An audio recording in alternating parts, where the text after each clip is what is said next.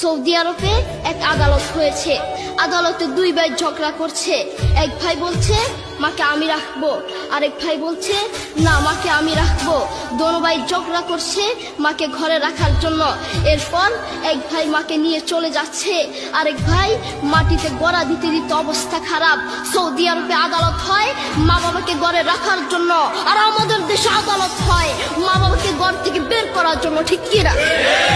যুবক, তোমাকেই বলছি, তোমার বন্ধু তোমার আপন নয়, তোমার বউ তোমার আপন নয়, তোমার শ্বশুর শাশুড়ি তোমার আপন নয়। এই পৃথিবীর বুকে আপন হলো তোমার মা এবং তোমার বাবা। করোনা আসার পরে প্রমাণ করে দিয়েছে কে আপন। এক মেয়ে তার মাকে ফোন করে বলছে, মা আমার স্বামীর করোনা হয়েছে। মা বললেন সাবধান, তার কাছে যাবি না, আমি সকালে সিএনজি পাঠিয়ে দিব, তুই টপ করে সিএনজিতে উঠে যাবি।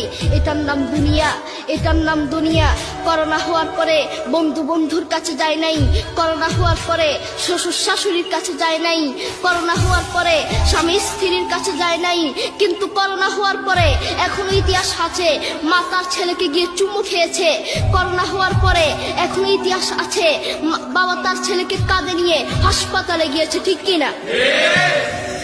যুবক, তুমি তোমার মাকে কিছু মনে করছো না, তোমার মাকে তুমি ঘর থেকে বের করছো।